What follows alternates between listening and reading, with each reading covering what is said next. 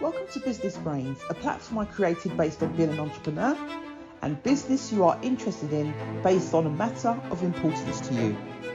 Here is part 2 of my conversation with Kathy from, if not the, then definitely one of the top escort agencies in central London, 24-hour escorts.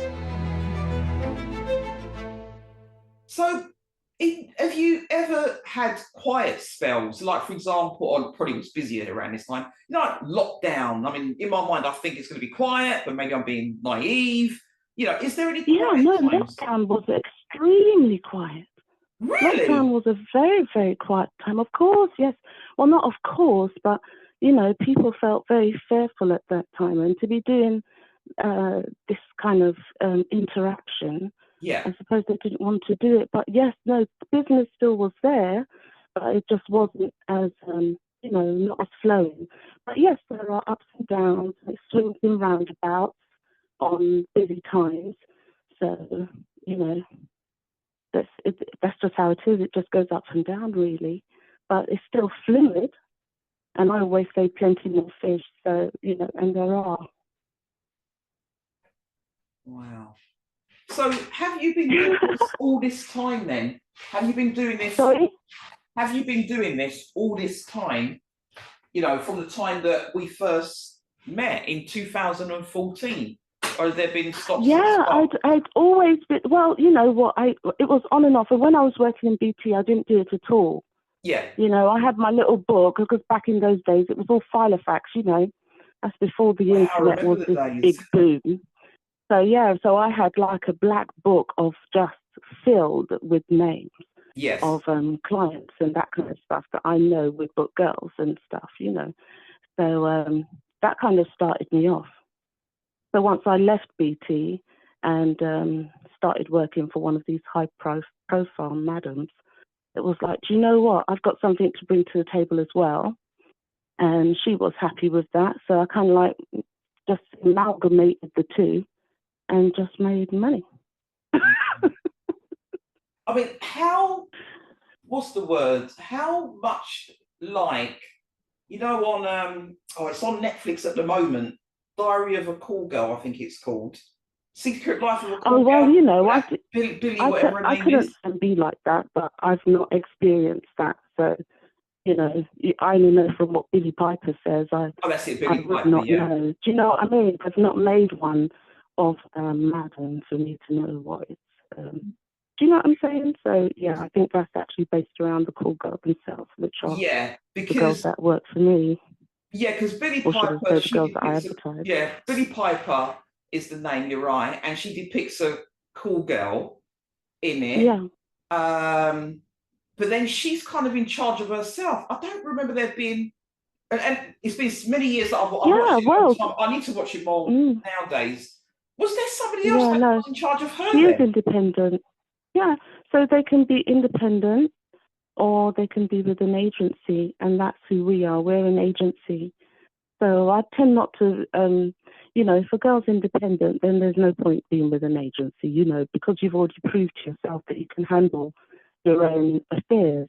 Yeah. But why they'd have us is so that, they don't have to deal with any of that. So they don't have to call the client, speak to the client, anything like they're vetted, basically. So that's why girls will be with an agency than be independent. And Billy Piper in the show is like an independent, but I think she used to work for a madam or something like that in the show. So. is that brunette lady who just it's coming back to me now bit by bit. You know, but, oh God, who does she remind me of? I can say that madam there reminded me of the madam that I worked for, the last one. Really? Just amazing. So it wasn't pleasant? Absolutely. It's just so hard, you know, really hard, ruthless, like Joan Collins in Dynasty or something like that. Oh, yes, yeah. Just super fabulous, you know? But yeah. Wow. Yeah.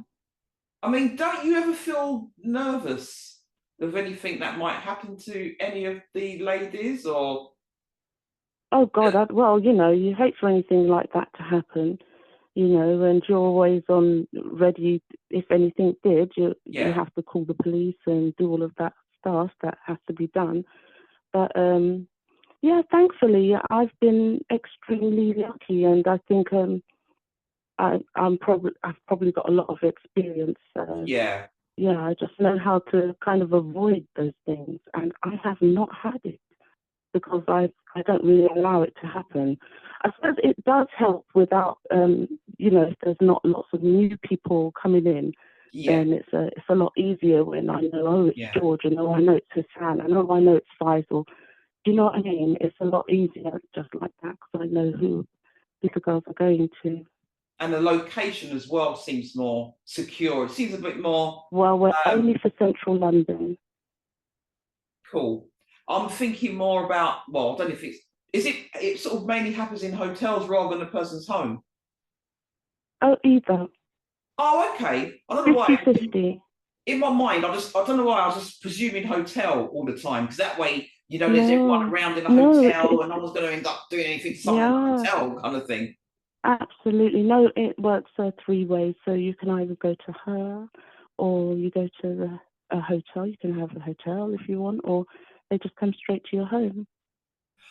In the back of my mind, I can imagine the girls feel safe because they probably know that it was arranged by someone, and obviously the person knows that someone arranged it as well. And like the regular client as well. Yeah, they're highly unlikely to do anything stupid because they know exactly they can be found. They know what time they called, and everybody else. There's so much evidence around. It must be very difficult. Yeah, well, you know, a lot of the girls, you know, they're not stupid. They do also have security with them.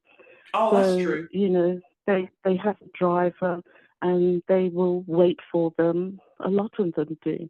So, you know, without a doubt, they always have their security at the forefront of their brain, and so they should. Cool. They do have drivers, and those drivers tend to be the security guards, and it won't be tired anyone who thinks they can mess with them. Yeah, it's just, it won't be worth it. That's going to be it's not worth it. It's not worth it, and it's not worth it. And these days, the girls are not afraid to go straight to the police. Good. You know, it's not like the old days where you'd be afraid to say anything. Now it's very open, and you can say exactly what's happened and scream to the top of your lungs, I suppose, if anything was to happen in any of the places that they go to. So it is, that's what I was going to, you've led me on to the thing I was thinking before about the legislation side of things, because it is legal. Is it called sex work now? Yeah, and it is totally legal, yeah. So as long as it's not on the street or something, I think I read somewhere that if it's something on the street, and obviously that's not the legal way of doing it, but if it's sort of done in this particular way, then it's, you know, it's another industry. It's another organisation. It's a job. It's, you know, everything is official in a nutshell. Am I right in saying that, Kathy? I can see that you're there. Maybe you can hear me and I cannot hear you. You might have needed to go. And if that is the case, then that is what we have to contend with. Let me just see if I can do something just so that we can. Because I'm not sure if.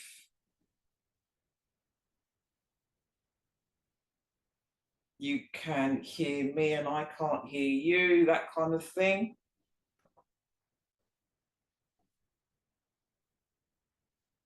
Let me just see if I can write on this screen. Let me just write on this screen a minute. So I can see you there. You might be talking, and you're probably wondering what's going on, but I cannot hear you. So I'm going to just put a note on screen. Oh, you're calling me, you're calling me.